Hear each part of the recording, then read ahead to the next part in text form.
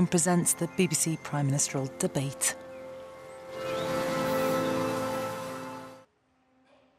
In 9 days' time, one of the two men standing here will be Prime Minister. Tonight, they go head-to-head. Welcome to the BBC Prime Ministerial debate.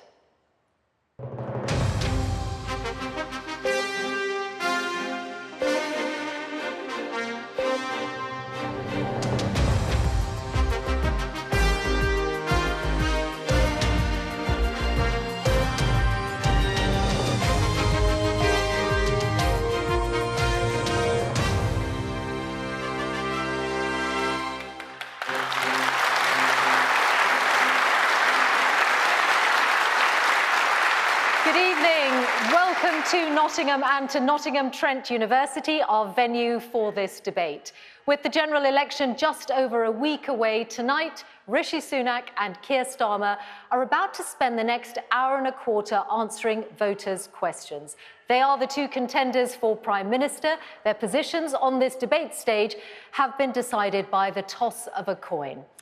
They do not know what the questions will be. Those will be coming primarily from our live audience here at the university, who have been chosen by the pollsters Savanta. They include supporters of the Conservatives and of Labour, as well as some undecided voters. And we will also have questions submitted through the BBC's Your Voice, Your Vote website. After 75 minutes of debate, we will have analysis from our spin room, which is also here on the Nottingham Trent campus. And that is where Laura Koonsberg and Clive Myrie will be talking to other politicians and also to fellow journalists. And so, to the leaders, Rishi Sunak and Keir Starmer, welcome to you both. It's very good that you're taking part in this with just over a week to polling day. Welcome. Let us begin straight away with our first question, and it is from Sue Barkley. People are dismayed by the lack of integrity and honesty in politics today. After the recent allegations about political betting, how would you restore trust in politics? Thank you very much, Sue, for kicking us off. Now, both of your parties have faced allegations in this regard in recent days. We know of 5 Conservatives being investigated and 1 Labour. Rishi Sunak. Well, Sue, I completely share your anger. I was as frustrated as you are furious when I learnt about these allegations. That's why, alongside the Gambling Commission, we initiated our own internal inquiries into what had happened, and as a result of that, have suspended 2 candidates. And I've been crystal clear, anyone who has broken the law, broken the rules, should not only face the full consequences of the law, I will ensure that they're booted out of the Conservative Party. Keir Starmer. Sue, thank you very much for your question, which I think is on a lot of people's minds, this question of respect and integrity in politics. And you have to lead from the front on issues like this. I think over the last 14 years, politics has become too much about self-entitlement and MPs thinking about what they can get for themselves. And one of the important choices, and the thing that I would like to do if I'm elected Prime Minister, is to reset politics so that politics returns to public service. In relation to these gambling allegations, the instinct of these people to think the first thing they should do is try to make money was the wrong instinct, and we have to change that. But it is also a question of leadership, because this isn't just what's happened this week, last week in the Gambling Commission. We saw Partygate earlier in this Parliament. The Prime Minister himself was convicted and fined for breaking the rules which he brought in and imposed on everybody else. And of course, we've seen what happened with the COVID contracts and the huge amounts of money that were made. This takes leadership. What I did when one of my team was alleged to have been involved and investigated by the Gambling Commission, they were suspended within minutes because I knew it made it really important to be swift. The Prime Minister delayed and delayed and delayed until eventually he was bullied into taking action. Sunak, if you're going to change the culture, let me get a response. Let me get a response, Keir Starmer, to those accusations. Well, it was Rishi important Sunak. to me that, given the seriousness and the sensitivity of the matters at hand, that they were dealt with properly, and that's what I've done. We had an independent internal inquiry into what happened, have taken action and suspended the candidates involved, and I've been crystal clear that they should face the full consequences of the law. But Keir Starmer talks about leadership in politics. That's what Sue's question was at, was a broad question about how to do that. I also think leadership means being straight with people. It means having the courage of your convictions, not changing your mind on every single position that you've taken and being upfront about what you want to do for the country. That's not what Keir Starmer is doing. He's not being honest with everyone about his plans to raise their taxes. Right, I think that will erode trust in politics, and that's the choice at this election. Let's just stick to the heart of the question, first of all, because it was sparked by the recent allegations about political betting, and Sue asked how you would restore trust in politics. So if you've acted now on those to withdraw support from those two Conservative candidates, what did you find in that investigation? Well, Mishal, you know there's an independent investigation which is ongoing, which is why I can't say anything further about that. You will understand that. But when we had our internal inquiries, when we found things that were not appropriate, I took action and suspended the candidates. I've been crystal clear. I was furious to hear about these things. That's why I've dealt with it. But the choice of this election is about, as Sue said, it's about leadership, it's about integrity in politics, and that's a question about doing what you say. You know, the Keir Starmer's made this broader point, but the point is he's changed his mind on every major position that he's taken. Absolutely. He doesn't have the courage of his convictions and is not being straight with everybody now about his plans, if he wins power, to raise people's taxes. That's not going to do anything to restore trust in politics, and that's a choice for everyone at this election. Continue tax cuts with the Conservatives, or Keir Starmer's tax rises, which he is not being straight with everyone about. Again, to return to the question, Keir Starmer, the Labour candidate from whom you've withdrawn support, appears to have betted on losing his own election. Do you know if any other candidate has placed similar bets in this campaign? Well, he was, as you say, investigated by the Gambling Commission because he bet on himself to lose. As soon as the Commission said they were investigating, I suspended him. And I've made very clear to my candidates that I expect high standards in politics. I said last week that the Prime Minister should have taken decisive action. And I said last week, should one of my candidates be investigated by the Commission, then they would be suspended and their feet wouldn't leave the floor. And that's what I did. And so my candidates know I expect the highest standards and that I'll take decisive action if they fall below those standards. Because I am, back to Sue's point, I'm absolutely determined to return politics to public service. Do you know that none of your other candidates have placed similar bets? So important for our country. Do you know that none of your other candidates have placed similar bets? Well, I've made clear to my candidates what the standards are, and they've seen by my actions what the consequences are if they fall short of those standards. But the Prime Minister hides behind a process. He could have taken decisive action last week, even the week before, but he eventually got round to it when he was bullied by other people into doing it. That's not leadership, and he talks about integrity. I'm sorry, when you get convicted for breaking the COVID rules, which you imposed on the rest of the country, you really shouldn't be talking about integrity in politics. Rishi Sunak? Well, leadership means being straight with people about what you plan to do. I've set out my plans clearly, and I appreciate, actually, that not everyone's going to agree with me on everything, but at least you know where I stand. Now, Keir Starmer is not being straight with you about his plans to raise your taxes. I don't think that's leadership. I don't think that people should surrender their family finances to the Labour Party, and that's the choice for people at this election. Well, let me just address that, if I may, because we have set out in our manifesto all of our plans. They're fully funded, they're fully costed, and we've set out that we will not be increasing income tax, national insurance or VAT. What the Prime Minister is doing, he's got a manifesto that's got promises to you and everybody watching which are unfunded, because his Chancellor has said that the money he's relying on has already been spent. Now, that is the mistake that Liz Truss made. That's what cost so many people so much across this country, and now we've got to repeat unfunded commitments, lots of promises, promises, but where's the money coming from? The Chancellor himself has said the money was spent last year, it isn't available. And if there's 5 more years of this, we're going to have the same as we've got now, a cost of living crisis bearing down on people across this country, really struggling because the economy is broken. And this is the chance at this election to turn the page and start to rebuild our country with a stable economy. Well, Mishal, what the Chancellor did this morning was ask his opposite number, Keir Starmer's Shadow Chancellor, to rule out raising all your taxes beyond what they've already announced in the first budget. And the Shadow Chancellor wasn't able to do that today. That's what the Chancellor did today. But you don't have to listen to me.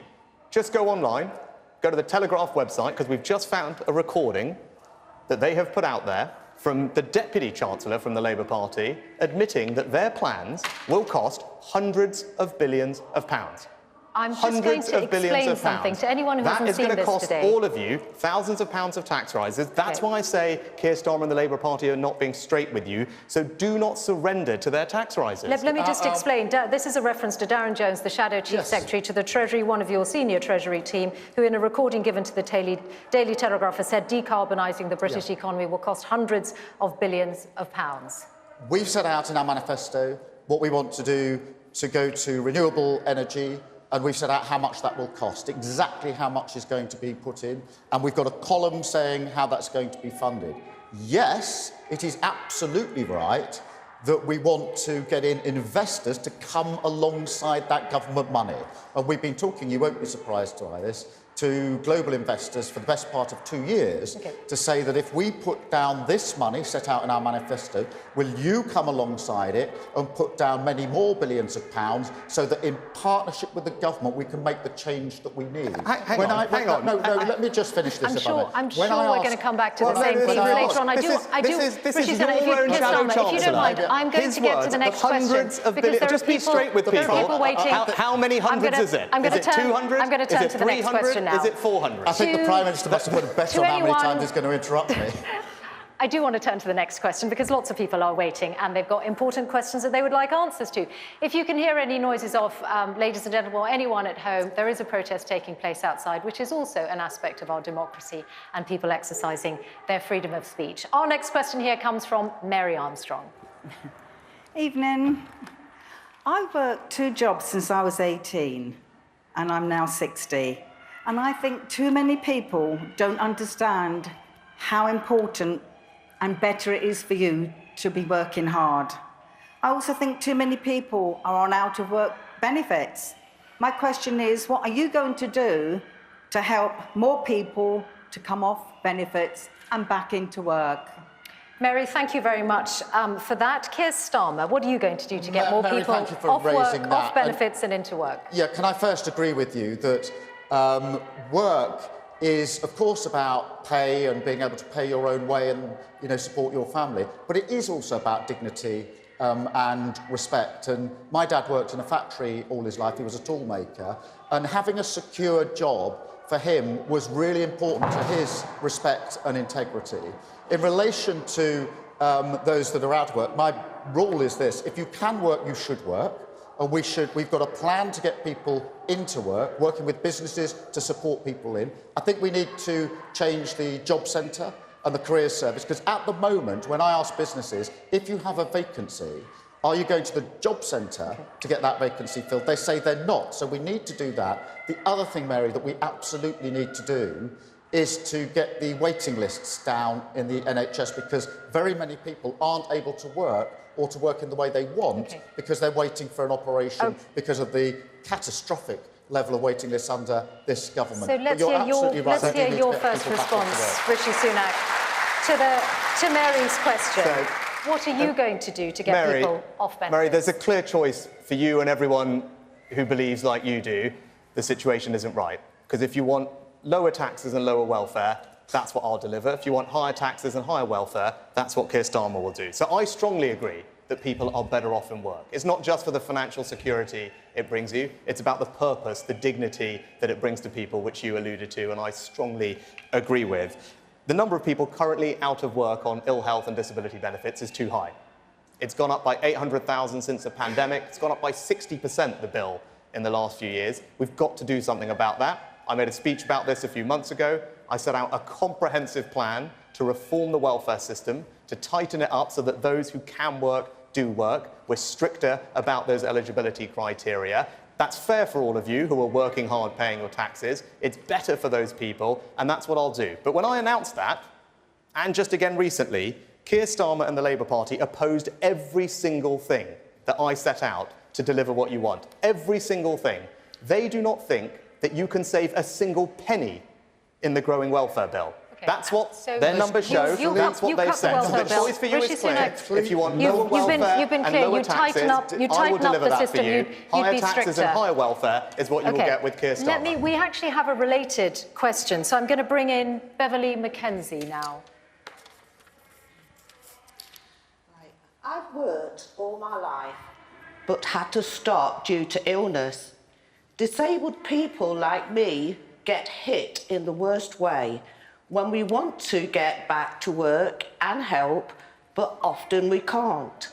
How will candidates ensure we're not punished by benefit sanctions? Thank you very much. Rishi Sunak, so you've said you'd tighten the system, you'd be stricter. What does that mean for people like Beverly? Yeah, sorry, what was... I couldn't quite hear. Is it Beverly? Yeah. Beverly. Yeah, Beverly, look, I actually believe in a compassionate welfare system that supports everyone who genuinely needs it. And you saw me do that during COVID, making sure that we got support to the most vulnerable. Right? That will always happen under a Conservative government, always happen under me. But what we won't do is have a system where people are not supported into work if they can work.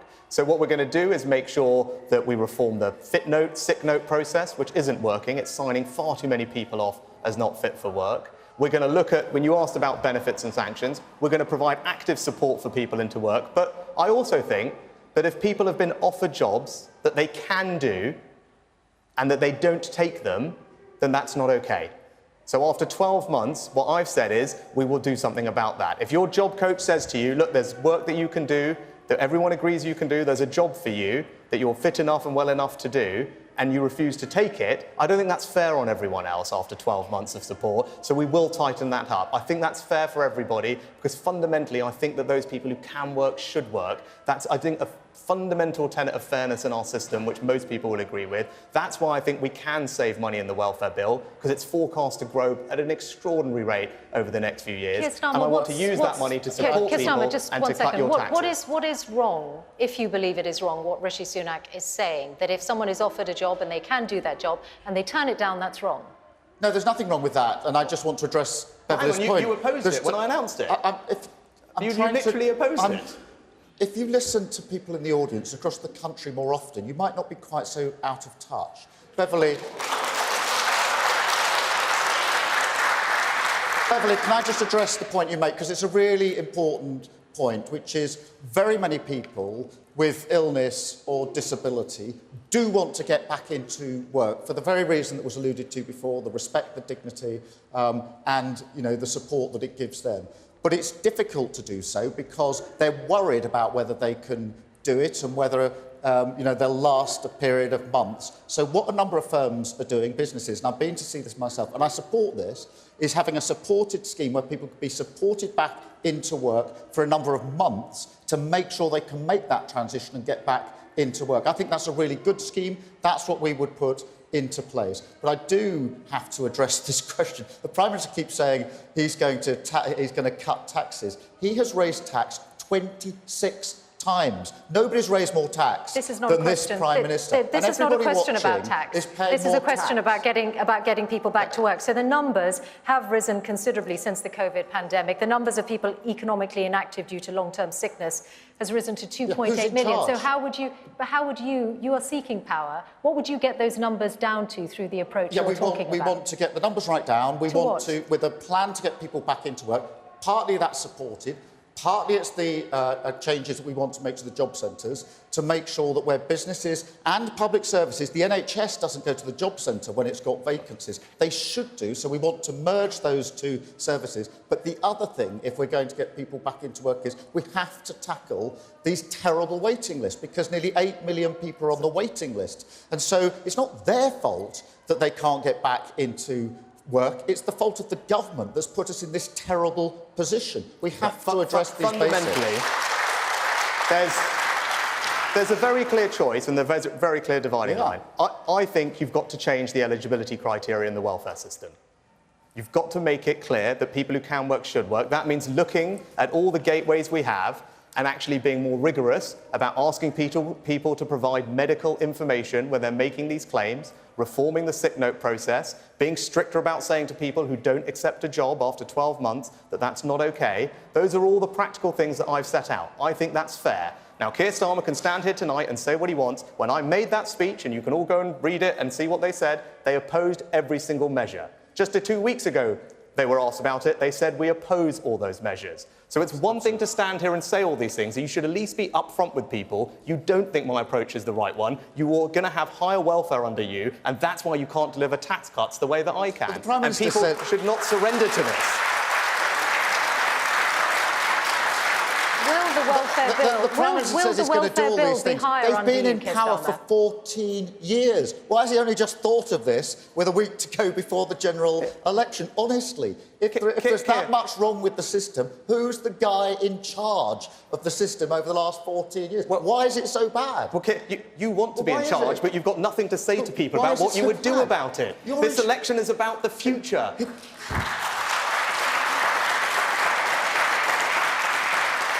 Will the welfare bill be higher under you, Keir Starmer? No, it needs to come down.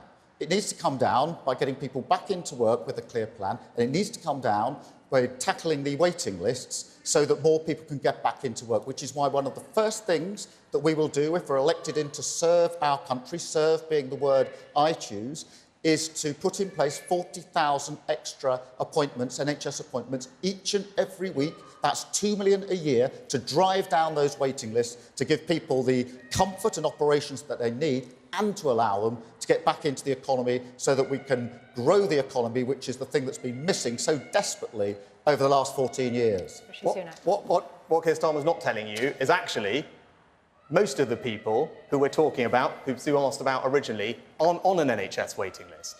So talking about that isn't an answer to this problem. Nearly 8 million. The answer to this problem is actually being stricter about the eligibility criteria, making sure that everyone who can work does work, because that's fair to everyone like Sue, who is working very hard and putting in. That's what I will do.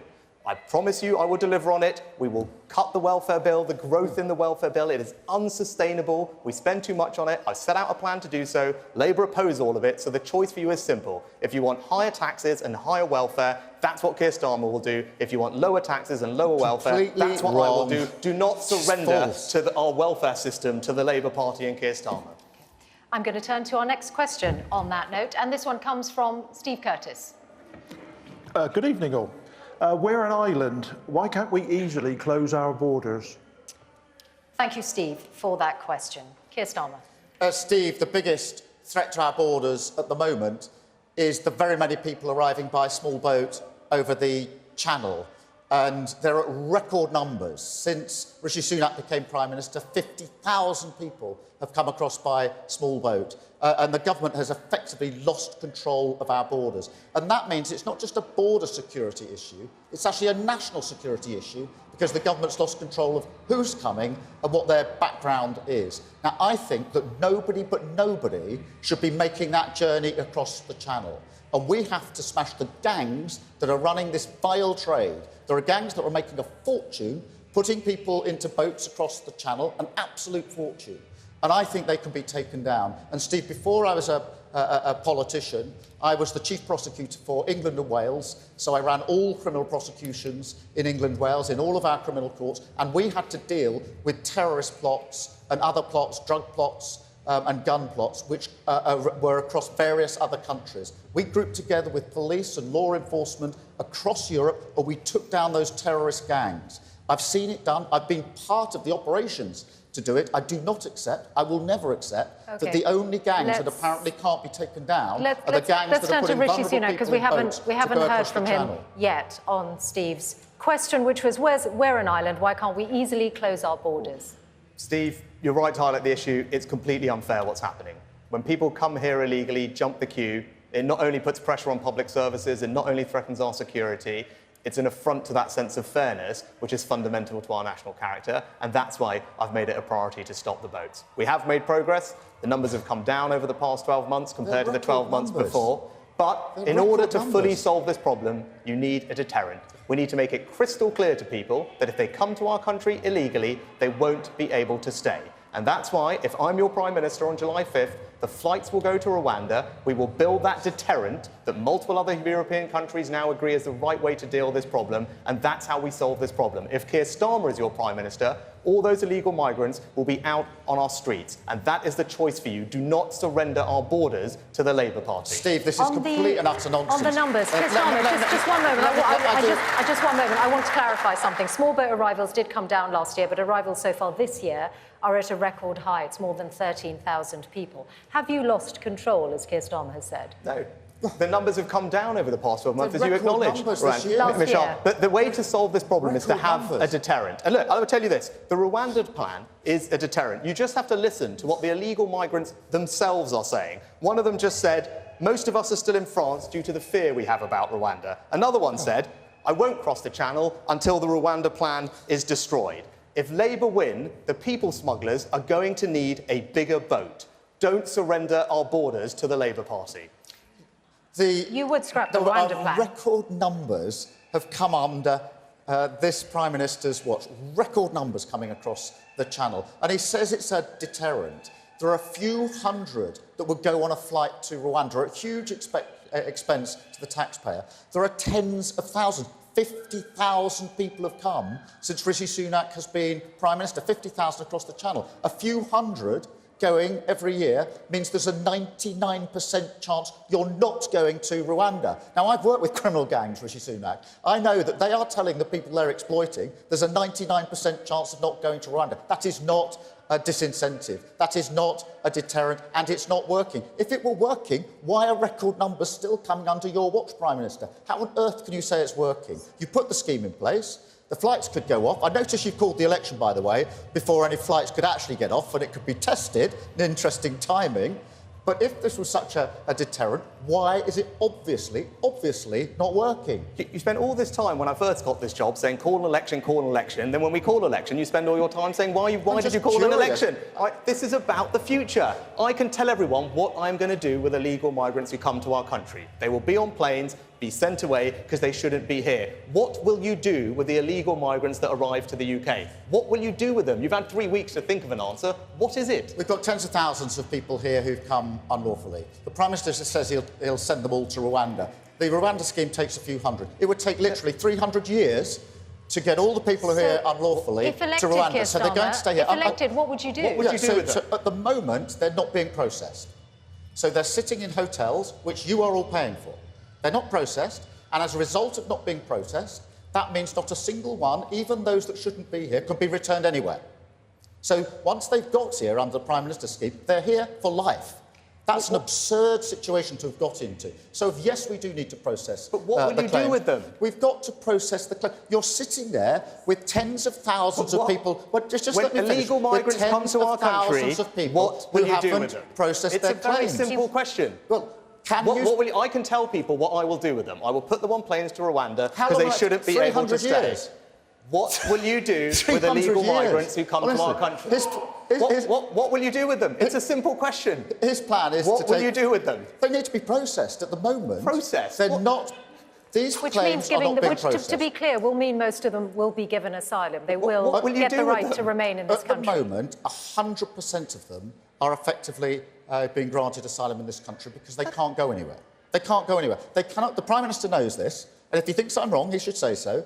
Because they're not being processed, they cannot be returned to where they came from. Can they, Prime Minister? If he wants to correct Rishi that, Sunak? now's his chance to do it. I'm They very cannot clear be returned. about where we'll ask them. Well, do you know where these people come from? No, he's not answering the Do question. you know where You they can come see from? that. Iran, You can see. Syria, Afghanistan. So when Keir Starmer says he's going to return people, is he going to sit down? Are you going to sit down with the Iranian ayatollahs? Are you going to try and do a deal with the Taliban? It's completely nonsensical what you are saying, right? You are taking people for fools, right? I think that these people should not stay in our country. They will be on planes to Rwanda. That's what I will do with them. Rishi Sunak, really clear. You still can't answer the question. Will you, What will you do with them? send all the tens of All the thousands illegal migrants who to arrive go to will Rwanda? be processed and put on planes to Rwanda. 50,000. Is that the That scheme? is the choice for you. If you 50,000. think illegal migrants should not be in making our it up. country, they should be sent somewhere else to build the deterrent, I will deliver for that He's for you. Do literally not making it up. surrender our borders to Keir Starmer and the Labour Party. This situation will just get worse. We will become the soft touch of Europe. And as I said the other night, they are queuing up in Calais waiting for a Keir Starmer to be They're in on the charge. boats.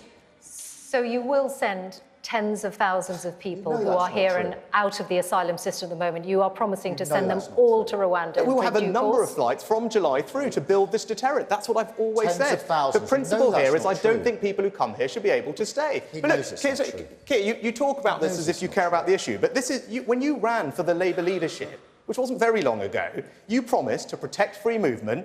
You said you would close. You promised to close detention centres for illegal migrants, and you boasted in that letter of getting illegal migrants more welfare. Like, that's what you actually believe. And that's why you can't trust him on this issue. So I say it again, do not surrender our borders to the Labour Party. I'm very clear that what we need to do here, we need to get our security of our borders back. They've lost control. 50,000 people have come. We've got to smash the gangs that are doing this in the first place. Smash the gangs. You know what? I really want to address this, Mishal. We passed a law in Parliament. People have their own mind, right? You're right. We do have to smash the gangs. What does that mean? We passed a law in Parliament.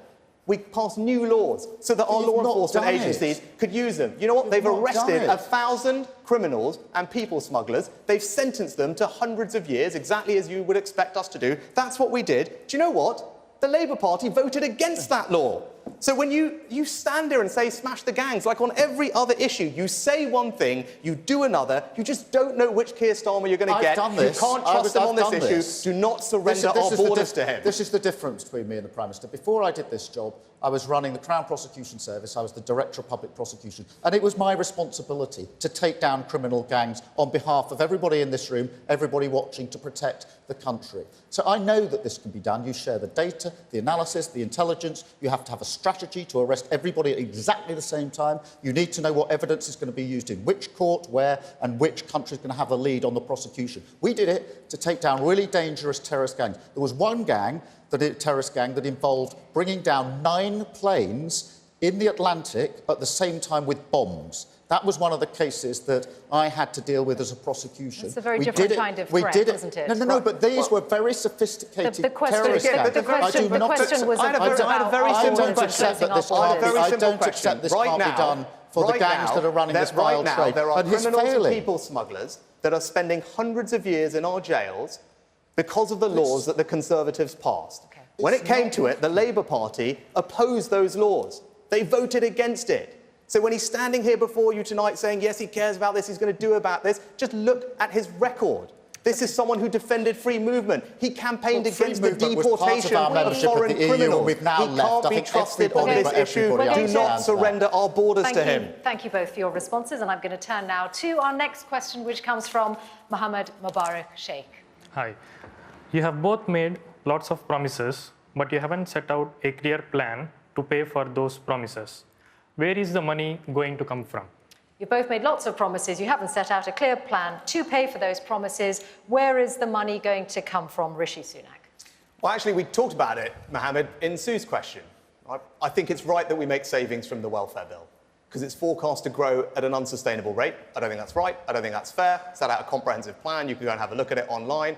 And those savings we will use to cut your taxes. And what I want to do is cut taxes for people at every stage of their life.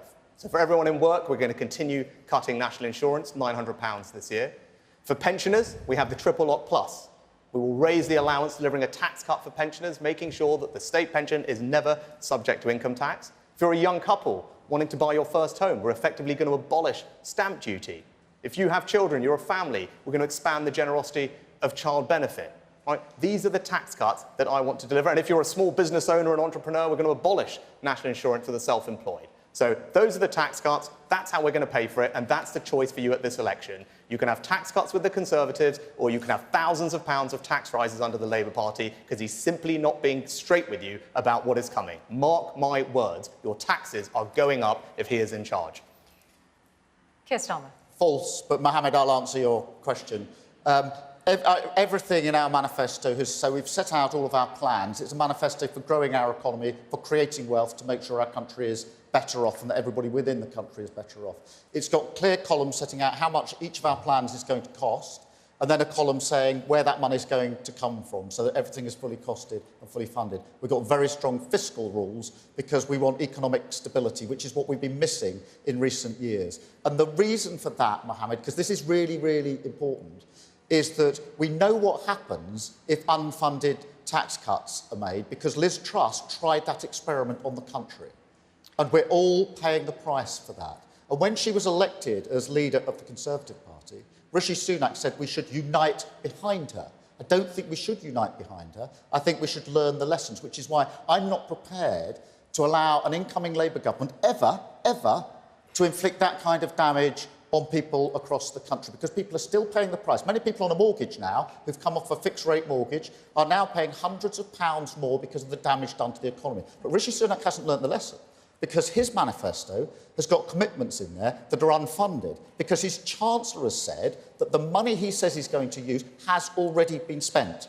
And everybody knows you can't spend the same money twice. So you're going to go round. If we have 5 more years of this, we're going to go round and round in circles. Yes, but we're going to end up exactly where we are. Just before you respond, because each of you had a say on that, just before you respond, I'm going to make clear that Mohammed's not alone in thinking that neither of you have set out a clear plan to pay for your promises. The IFS think tank said this week that you are both your parties are ignoring raw facts, and that huge decisions need to be made, which in all likelihood will mean either higher taxes or worse public services.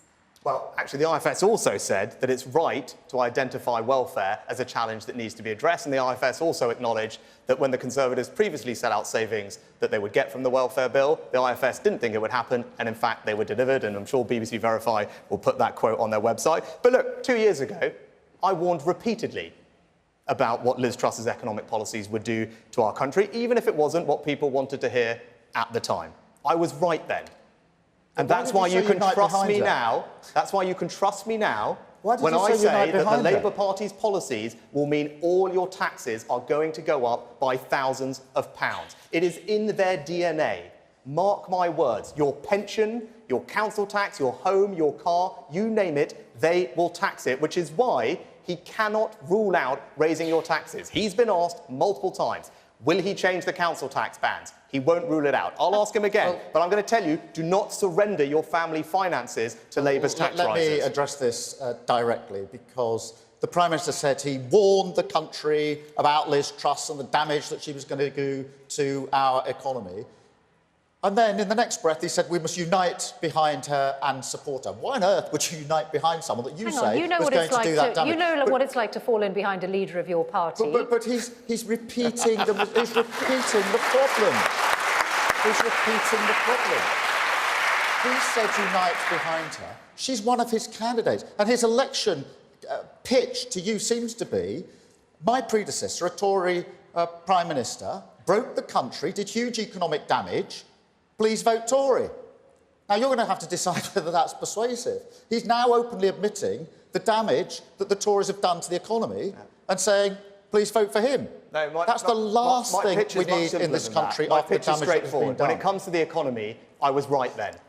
And since I've been your Prime Minister, inflation is back to normal, the economy is growing faster than our competitors, wages are rising, energy bills are falling, we've started cutting your taxes, and I will keep cutting your taxes. That is my pitch to you. That's a choice at this election. Their taxes that he wants to put up on you are coming. He won't rule out revaluing your council tax bands. Every pensioner that is watching should realise that under a future Labour government, for the first time in our country's history, the state pension will be subject to a retirement tax under Labour. That's what their plans are. Those are the numbers, black and white. We're not going to do that. We're going to have the triple lock plus. But for the millions of pensioners that are watching, be very worried, because you're going to face a retirement tax under the Labour Party. Just don't insult people by putting out falsehood. You mentioned the IFS. Which one's the fault? He keeps saying we're going to raise taxes. Sorry, can you confirm? He obviously has put a bet on interrupting me, hasn't he? Will the state pension be subject to income tax under a future Labour government? The only way for it not is for you to match our triple lock plus. So maybe you can change policy here tonight. Will you match our triple lock plus and ensure that state pension is never subject to income tax? Yes or no? The position on the state pension that we've set out is exactly... It's a yes or no. Hang on, we need to hear this response. I think you should show some respect to the audience who want to know what I've got to say about this without constantly being interrupted. It really isn't the way to do the debate. What's the answer to the question about whether you'll match what they're going to do on pensions? The position on pensioners and tax, or pensions on tax, that we've set out is exactly the same. It is the position of the government at their last budget. It is their position. The Prime Minister now says, oh, I'm going to change that. I'm going to change all that. When asked where the money is coming from, his Chancellor says the money is being spent, it isn't there. That is making the same mistake again. Can I just address the IFS point, though, because I think that is really important. If you're a pensioner, you should know there is a retirement tax coming for you, capital R, capital T, if he is your Prime Minister. He can promise for the first time in our 20 country's tax history, cuts. He can't tell us how are going he's to be paying tax because he won't match our triple lock plus. If I'm your Prime Minister, that won't happen, and that's what I'll deliver for you. As I say it again, do not surrender your finances to their tax rises. If you've got a very brief response, then I want to go to the next question. Well, pensioners are not going to be better off with the Prime Minister who's making promises that he can't keep because they're not funded. That's exactly what Liz Truss got wrong. We cannot... There's one thing that we cannot repeat at this election. Please do not go back to Liz Truss Mark II with this Prime Minister, because the same damage will follow. If you can't say... It is funded. We're going to end this particular topic here. The reason you can't fund it is because you think that you can't Thank fund you a single penny. We've still got lots of topics to get through, so I'm going to turn to the next question. That's why I can. Thank you. This next question is from Karen Duran. Good evening. I'm a children's nurse at a local hospital. I see families affected by libraries and children's centres closing. How will you help councils after Nottingham City Council has effectively gone bankrupt? Thank you, Karen.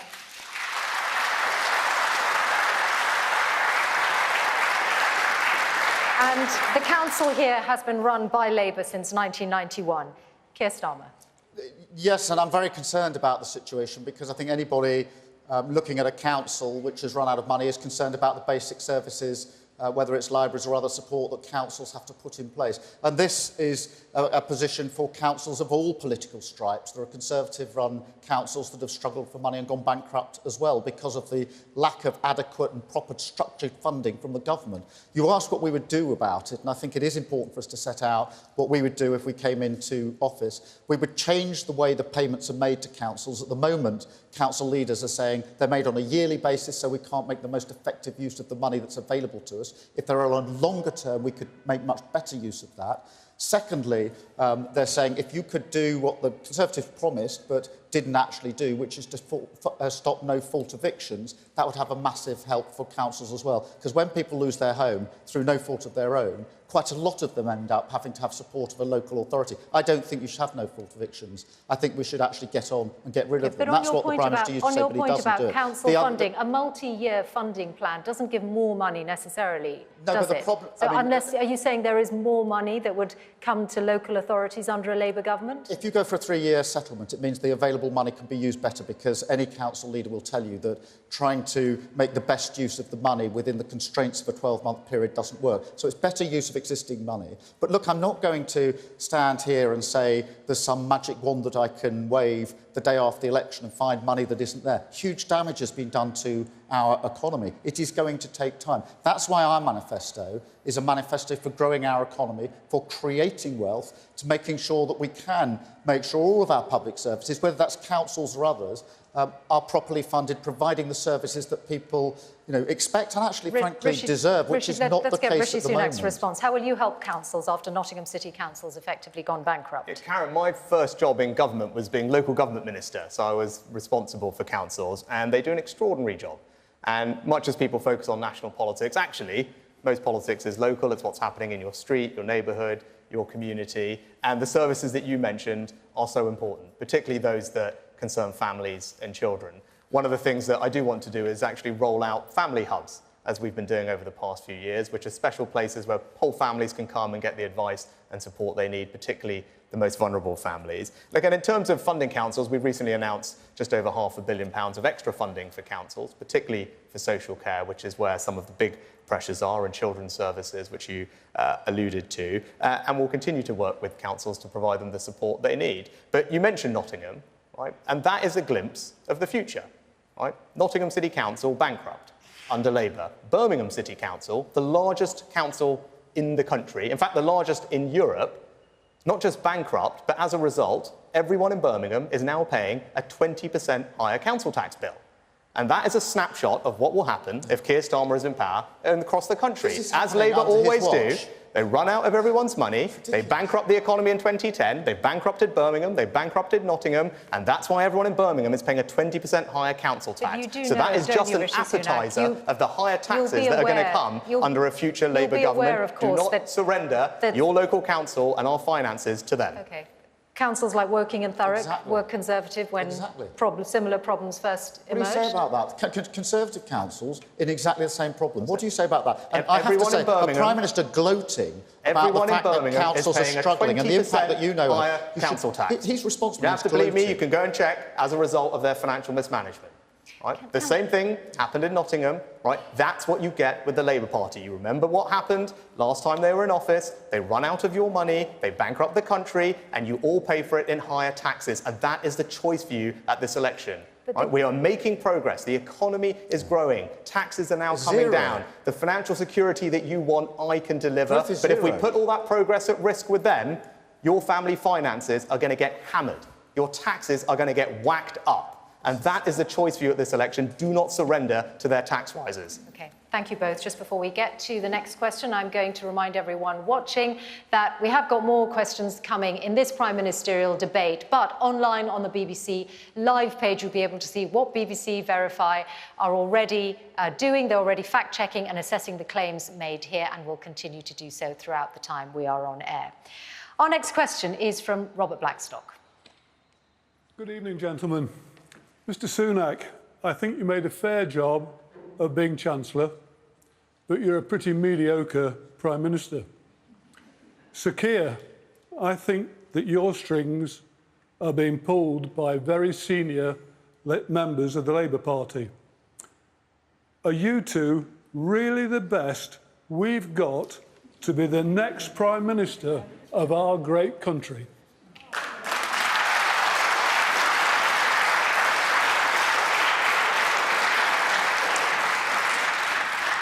Rishi Sunak.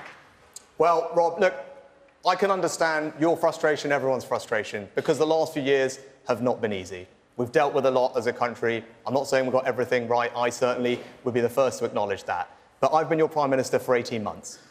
And in that time, we've got inflation down from 11% with all the damage it was doing to the cost of living back to target. The economy in the first quarter of this year, fastest growing in the G7.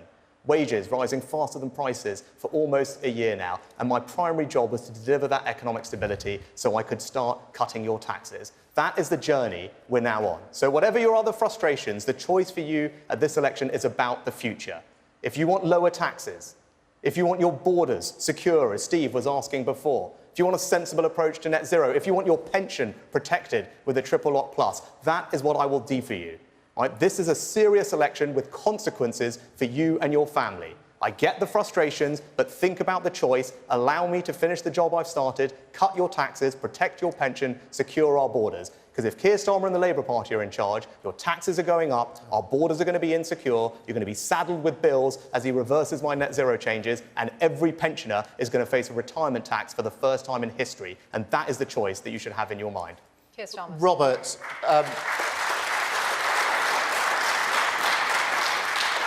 Robert, earlier in my career, I worked in Northern Ireland with the police in Northern Ireland as part of the work out of the Good Friday Agreement. And with a team, I set out to change the police service in Northern Ireland to make sure it gained the confidence of all communities in Northern Ireland, which was a really important part of the peace process. So I went, I said what we would do, and we delivered. I then ran the Crown Prosecution Service for 5 years with 7,000 staff. I said we would improve the way we dealt with violence against women and girls. I said we'd do it, we made the change, and we got on with it, and we made that change, and it was more successful at the end. I came into the Labour Party to lead it 4.5 years ago, and I said we will change our party to make sure that we are a party that can put a credible proposition before the country for changing the country, and that will always say, country first, party second. I've been there, I've done it, I've changed it. What I'm now asking for is the opportunity to change our country for the better, because we've had 14 pretty awful years. 14 years when I think most people would say we've ended up now with almost everything not working very well, worse than it was 14 years ago when this government came in. Most people not feeling better off. And this is a choice election, because if we go on for another 5 years of this under Rishi Sunak, that is not going to change. That isn't going to change. So this is the opportunity to turn the page, to rebuild our country, rebuild our public services, rebuild our economy, and make sure that we can genuinely say to ourselves we're a better country, better run, proper public services, and people feel better off. Now, I've done that sort of change throughout my life, and I'm asking for the opportunity to now do it for the country. I'm just going to come back to the question, because I suspect that Robert Blackstock knows your background. He certainly knows that you've been Chancellor. He's probably familiar with your arguments, and he still says, are you two really the best we've got to be the next Prime Minister of our great country? Now, polling does suggest that there's no great enthusiasm for either of you. Do you recognise that? Do you hear it on the campaign trail? Are you aware of that? Mishal, that's what I said. I said to Rob, I recognise his frustrations. It's more personal than that, isn't it? He's talking about both of you. But there's a choice for everyone, right? There's a choice for everyone, right? Keir Starmer talks about change. You don't get change unless you've got a plan to deliver change. Just saying it isn't going to bring about any change. And as you've heard tonight, there's no plan to cut your taxes, no plan to reform the welfare bill, no plan to deal with illegal migration, right? That's the reality of it. Yes, there will be change. It won't be change you like. It will be change when your taxes are going up, when we've become the soft touch of Europe for illegal migrants, when pensioners are paying tax for the first time. That's the change that is coming. So don't surrender to that, because your families are going to pay the price. I think this question of enthusiasm is really important that you put to us, because I'm not surprised that after 14 years of this, people feel that the hope's been beaten out of them, because the country is in such a state. They've had loads of promises made to them at the last election about what would happen, which haven't been delivered on. That does beat the hope out of people. The very first question was about integrity in politics. And again, people haven't seen that integrity. You've had Partygate, you've had the breach of COVID rules, you've had the contracts for COVID, the instinct of some people to think the first thing in COVID I'm going to do is try to make money. Same with the Gambling Commission nonsense over the last few weeks. So this is an opportunity to restore that hope. I don't think we can do that by making sort of grand promises of things that can't be delivered. I think it's the ordinary hope of working people. My family was working class. The ordinary hope of getting on yourself, getting on for your family, getting on for your community, and getting on for your country. It has to be rooted, if we're going to restore hope, in my view, in returning politics to service. The sense that you come into politics to serve. OK, and on that note, our next question, which is from Rachel Webster. Good evening. How can I ensure that if I vote for either of you two men, you'll put women's interests first?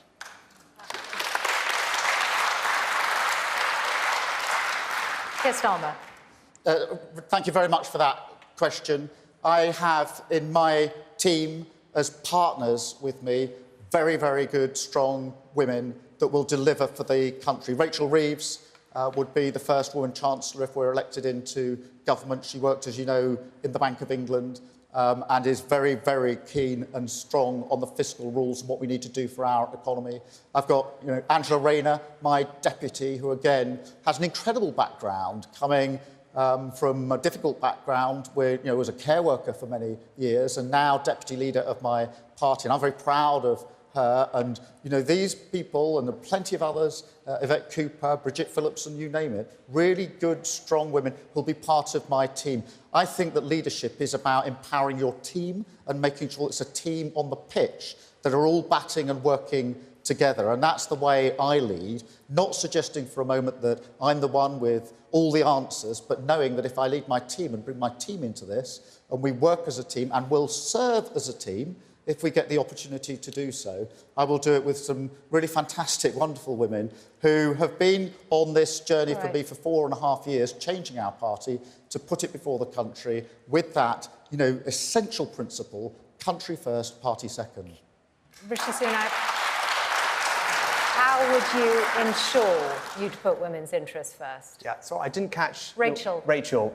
Probably the easiest thing I can tell you is that I have 2 young daughters.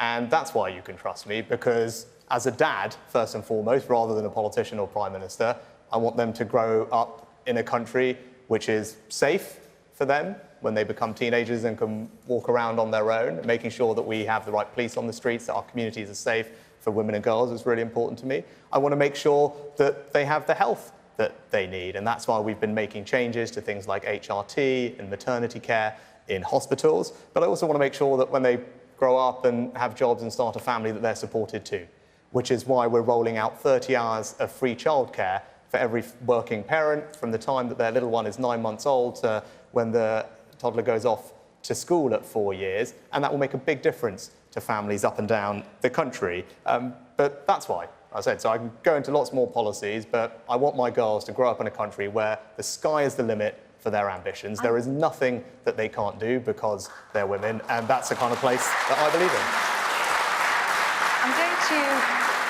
I'm going to bring in a related question, because this came to us via the BBC's Your Voice, Your Vote website. It was from Vicky in Oxfordshire, who asks this: will you protect women's right to single-sex spaces from any and all males, regardless of if they hold a GRC, a gender recognition certificate? Rishi Sunak? Yeah, yes, unequivocally. And we will do that by changing the law so that the Equalities Act recognises that sex means biological sex, and that will allow us to deliver on what Vicky wants, which is to protect female-only spaces, female-only services.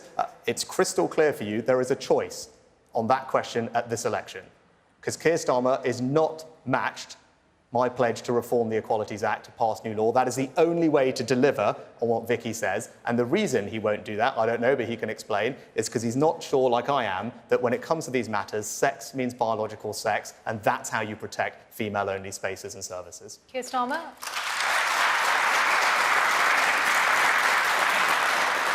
Yes is the answer to the question. It's very important that we protect women's spaces.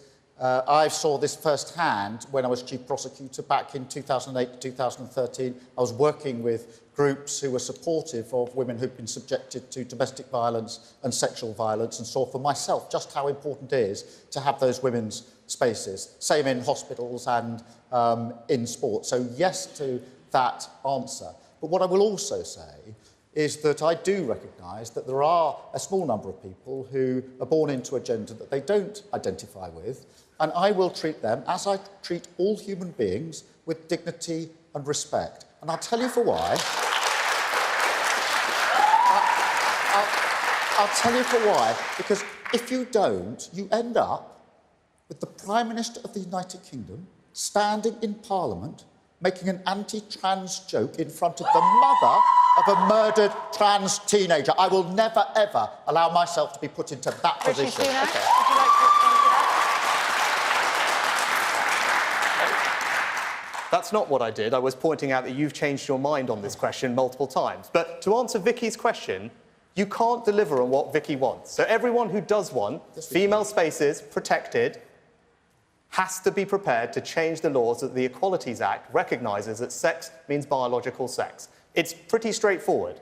Now, Keir Starmer says that he believes in that, but he won't change the law to do it. So he's not being straight with you again. Right? Saying one thing and doing another. You won't change the law to recognise that sex means biological sex, so you cannot say to Vicky and everyone else who cares about this issue that you will actually ensure that their spaces are protected.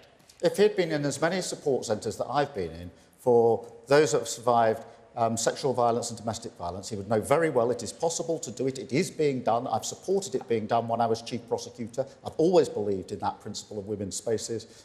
That's going back to 2008, way before this latest iteration of the debate, because I could recognise for myself just how important it was to have that space, women-only space, biological women-only space, particularly in that area, but also in other areas. How do you ensure it? Just a second. Yeah. I mean, Rishi, how do you ensure it without changing the Equalities Act? It's provided for under the Equality Act. It is actually spelt out as one of the examples given in the Act. It always has been.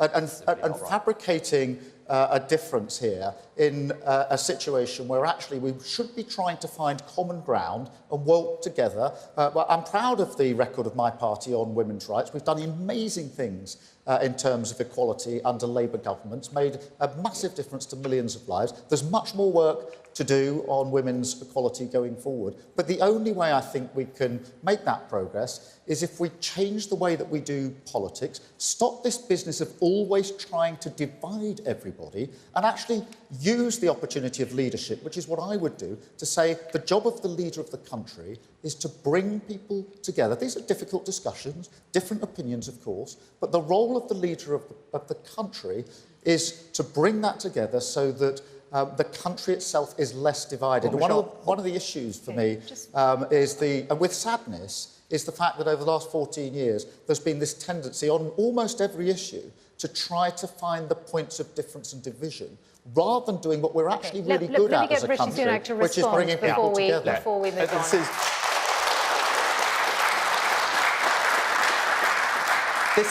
This is about the courage of your convictions and principles, right? I believe when it comes to these matters, sex means biological sex. Of course we should have compassion and tolerance for people who are going through questioning that, but fundamentally, when it comes to women's safety, women's only spaces, sex means biological sex for me. That is the only way to make sure you can deliver the protections that Vicky wants. And on this question, Keir Starmer, when one of his own female MPs made that point a while ago, he said that she was wrong.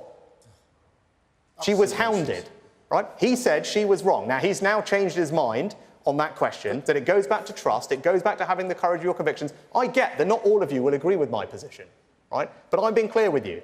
Sex means biological sex. You have to change the Equalities Act to deliver the security of women's spaces and women's services. That's what I believe the right thing for our country is. And if you don't agree with that, that's fine, but that's what I will do. One of your MPs, Rosie Duffield. The Prime Minister knows perfectly well that this is all set out in the Equalities Act already. The specific instance of safe space, it's set out. Read the legislation. Look at the notes under the legislation. It's been there for years. Don't just use this as a political football to try to divide people across the country. Okay, thank you very much for that. We'll move on to our next question, and this one is from Julie Waters. Good evening, gents. I own a jazz vinyl record business with my partner. Post-Brexit, we have lost 90% of our business with Europe. How can we mend our broken trading relationship with Europe? Okay. 90% of Julie's business with Europe has been lost. Now, Keir Starmer, you were a Remainer. Rishi Sunak, you argued and voted for leave. How can we mend our broken trading relationship with Europe? Well, Julie, first of all, thank you for doing what you do. My mum was also a small business owner. I grew up in a family that had a family business. I know how hard it is. I know what the struggles are like, and our economy is built on people like you. And you deserve all our support and admiration and praise for doing what you are doing. I'm sorry things have been difficult. Right? We had the referendum, and now focus should be on making sure we make the best of all the opportunities. In an economy-wide sense, we're actually doing very well now at exporting around the world. But in order to help you, I have two specific things that I can do that will help. One of them is to make sure that we cut your taxes on business rates. When I talk to small retailers like yours, I think you said you had a premises.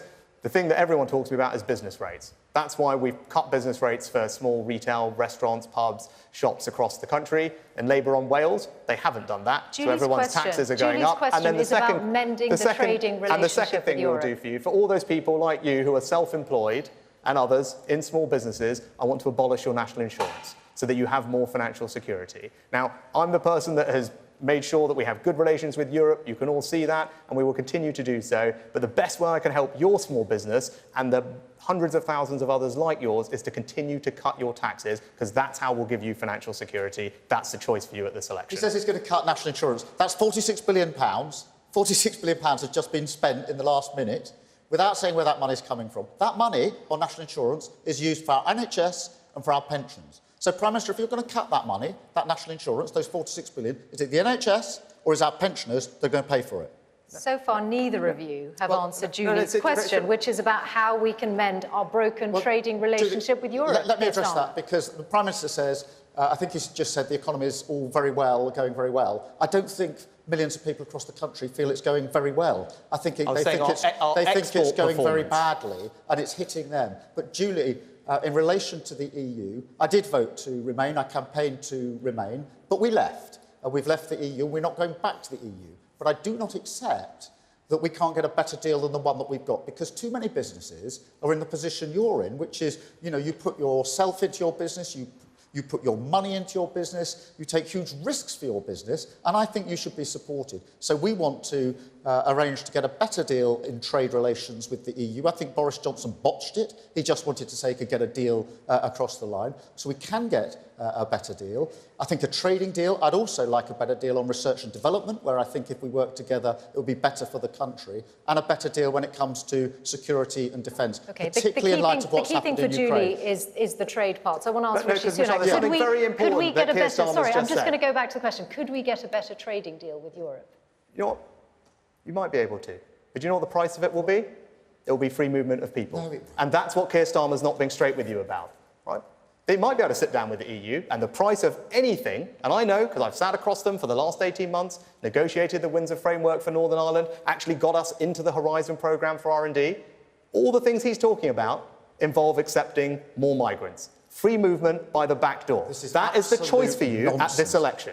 Right? If you want free movement to come back, we had Steve's question at the beginning about borders and migration. Right? That is the price of any deal like that with the EU. They have been crystal clear about that.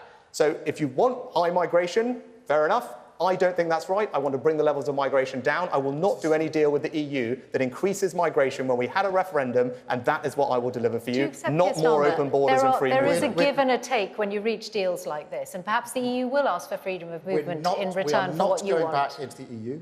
We're not rejoining the single market or the customs union, and we're not accepting freedom of movement. But I'm not a defeat. Will you accept more migration in any form? Please, let me finish answering the question. I'm not a defeatist like the Prime Minister who says to Julie, bad luck.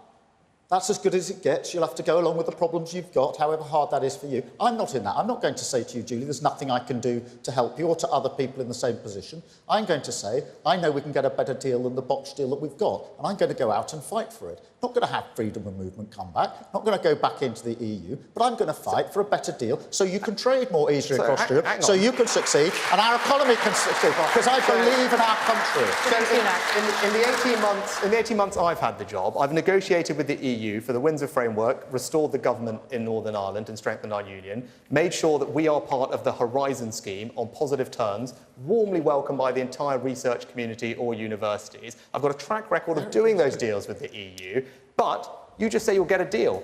What will it cost? You're not being straight with people. I know. What it will cost is more migration. He's not being straight with you. You think you just magic some good thing for us, and they won't want something in return, right? It's just, again, you're taking people for fools. They've been crystal clear. The price of any of those things is greater migration. It is fundamental to how they think about it. If you were the Prime Minister, you would have to give something in return for the kind of deal you want with Europe. Yes, but I think it's very important when you start those negotiations, you're very clear the lines you won't cross. And I've just set out the lines that I won't cross. But I'm not a defeatist like the Prime Minister. And nor will I say to Julie, I won't insult Julie by saying it's all fine, everything's working, everything's great. Part of the problem we have with this Prime Minister is that his lived world is millions of miles away from the lived worlds of individuals across the country, the businesses and the families that they're trying to support. There's a massive gap. That is a problem. But again, you just won't rule out. Will you accept any greater migration as the price of a deal with the EU? Yes or no? No, I don't. But I would say this, that migration, lawful migration, is at record numbers under this Prime Minister. He's actually the most liberal Prime Minister we've ever had when it comes to immigration. The numbers have gone through the roof. They're actually far higher than they were when we were in the EU. So I really don't think you can start lecturing other people about higher migration. They've never been as high as they are on your watch. Yeah, what I can do is point out the choice for everyone at this election. This year, because of the actions I've taken, the number of visas we've issued is down by 30%. Net migration is forecast to halve in just the next 12 months because of the measures I've taken, because it was too high. But I've been Prime Minister for 18 months, now it's coming down sharply. Right? That's a progress we'll continue if I'm your Prime Minister, and we'll have a legal cap in Parliament to guarantee the numbers keep falling after that. Now, if Keir Starmer's your Prime Minister, you won't get any of that, because he opposes those changes. He won't have a legal cap on migration, and it will go up. Right, so that's the choice for you on legal migration. Continue the progress we've made under me. It's forecast to halve, legal cap in Parliament, or open borders. Surrender your borders to the Labour Party. He's making it up as he goes along. And in here... Actually, hang on. Our next question... No, I'm going to the next question. You get BBC verified to check. I'm going to the next question. No, just get BBC verified to check that. That's no problem. They're already at work. Our next question is from Tasneem Zahra. Like universities in the UK are churning out students year on year. Yeah, just start again, because we didn't hear the beginning. Just start your question again. I'm in my 20s, and it feels like universities in the UK are churning out students year on year. Young people like myself have lost hope for if they will ever get a good job or buy a home. Many of my peers are leaving the UK and going to countries like Australia or Dubai. What would you do to make me stay in the UK? Thank you, Tasneem. And this is going to be the last question and set of answers. Keir Starmer, what would you do to make Tasneem stay in the UK? Ensure that we've got good, well-paid, skilled jobs here for you and other young people who I do think have been let down in recent years of government, and make sure that we build the houses necessary to ensure that the dream of home ownership lives again, because at the moment it's been killed under this government. The average age for young people to get a house is in their 30s now. I think it should be in their 20s, and if we have 5 more years of this government, it'll go up to the 40s. But we've got to build more houses, 1.5 million houses across the country. That means tough decisions about planning and where those houses are going to be, but we also need to deal with the very high rents that young people are often paying. So many say to me, I'm paying more in rent than I'd actually pay on a mortgage, a huge proportion, but I can't save for the mortgage deposit that I need. And that's why we will have a low mortgage deposit scheme in place to allow young people, first-time buyers, to get on the housing ladder. But we've got to build the houses, 1.5 million houses. The Prime Minister's taken down the targets for house building. They're going off a cliff, sinking, and that is taking down with it your dreams and the dreams of young people across the country who can't get the job that they want. Very often, if they've been to college or university, are returning back home. We have to give them the future that they deserve. That means that we have to go out with our manifesto for growth, for wealth creation, and seize the opportunities of the future. Other countries are doing this. I think we should be in the race for the jobs for the future. I think we could win that race, but also roll up our sleeves, start building the houses that are necessary to make sure that you can afford to buy a house in your 20s, not as it currently is in your 30s. That's the tragedy of the last 10 years. And it'll simply go up if we have 5 more years of the current government. OK, Rishi Sunak, Tasneem's question. Everyone who's had the opportunity to own their own home remembers what it feels like when you get the keys to your first flat, and it's an incredibly special feeling. I believe in a country where all young people can aspire to that and realise that ambition. It's a very special thing. I know it's too hard. Of course, it's become too hard to buy your own home. I've got 2 very practical, specific things that we will do if I'm your Prime Minister, which will help make it easier. The first is to reintroduce a new form of Help to Buy. You may remember this. It means that you won't have to save for the entire deposit, just 5%, and then you'll be able to get a Help to Buy loan from the government, which covers another 20%. So that potentially can save you tens of thousands of pounds. And the second thing that we will do is effectively abolish stamp duty for first-time buyers. For the vast, vast majority of first-time buyers, we will abolish stamp duty. Right? Those are 2 very practical things that will save you thousands of pounds. Now, the reason that's important is when I talk to people like you, the most important thing they tell me is, how can you help me with the deposit? Because actually, I'm probably OK and into a decent job, and I can probably afford the mortgage. Right, actually similar to my rent, but what I can't do is save up for the deposit in time. Tasneem's question was also about jobs, that young people have lost hope about ever getting a good job. And by doing Help to Buy and abolishing stamp duty, we will massively be able to speed up how quickly you can get on the housing ladder and fulfil that dream of owning your own home. I think it's incredibly important. And as I said, I don't want to give you waffle. 2 very specific things: Help to Buy, abolish stamp duty, neither backed by Keir Starmer and the Labour Party. So again, there's a very clear choice for you, because if he's your Prime Minister, stamp duty for first-time buyers is going up. Right? That's what the plans are. If he's your Prime Minister, stamp duty... Again, we're back to the welfare debate. I'm happy to have that again. You don't think there's a penny to be made from welfare savings? I do, but there we go.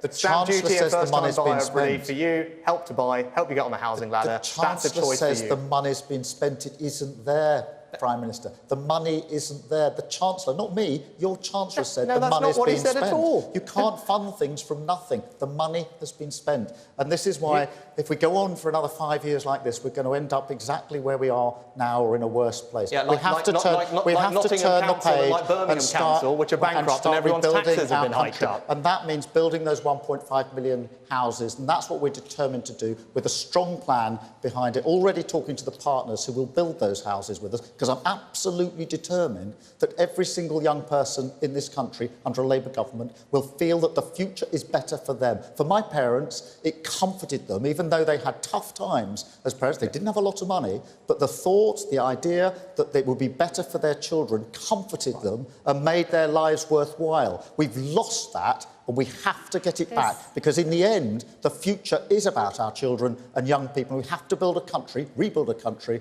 that is fit for them to live in and to absolutely realise all of their aspirations and their dreams. And I'm determined that we will do that. Right, so.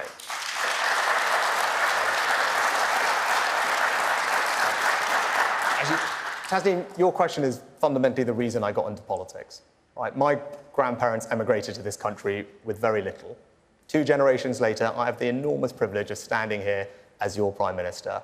I don't think my story would be possible in any other country, and that's why I feel an enormous sense of duty and gratitude to our country for what it's done for me. And I'm in politics to make a difference, to make people's lives better. And that starts with young people, making sure you have the opportunities you need to succeed in life, whatever you want to do, wherever you live. That's a type of country I believe in. And when you get that job, when you work hard, I want you to keep more of your hard-earned money, decide how to spend it for yourself. I believe in a society that's aspirational. That's why I want to cut your taxes. It's not just a technocratic thing, it's a type of country I believe in. It's one where your hard work is rewarded, your aspirations are supported, and that's what I'm in this to deliver for you, and that's what I will do as your Prime Minister. We are just about out of time in here. That was the final question of the evening. In a moment, we're going to be joining Laura Koonsberg and Clive Myrie over in the spin room for some more analysis. But before we leave you from here, Rishi Sunak and Keir Starmer are going to have 30 seconds each to leave you with a final thought, and the order in which they will speak was decided earlier by a coin toss. First to speak is going to be Rishi Sunak. I understand why you're frustrated with our party, with me. I get it. But this is not a by-election. It's a choice with profound consequences for you and our country. And before you make that choice, think what a Labour government would mean. Can you afford to pay at least £2,000 more in tax? And why won't Keir Starmer be straight with you about what he wants to do? And if you are not certain about Labour, don't surrender to them. Don't vote for any other party. Vote Conservative. Rishi Sunak. That is a lie. Thank you been very told much. not to repeat And that this lie, and is- he's just done it. And this is your closing statement, Keir Starmer. Thank you. My message to you is simple. If you want your NHS back, you have to vote for it. If you want a growing economy, you have to vote for it. If you want more police on our streets, more teachers in our schools, you have to vote for it. If you want to end 14 years of chaos and rebuild our country, then that power is in your hands. On July the 4th, vote change, vote Labour. Thank you very much. And that brings to an end this last head-to-head debate of the election campaign. Thank you very much to our audience, especially to those who asked questions, but you've all been a really important part of this. And thank you also to the 2 contenders for Prime Minister. This is the last time you're scheduled to appear together in this way and to answer questions in this way. So we are grateful to both of you for taking part. Thank you very much.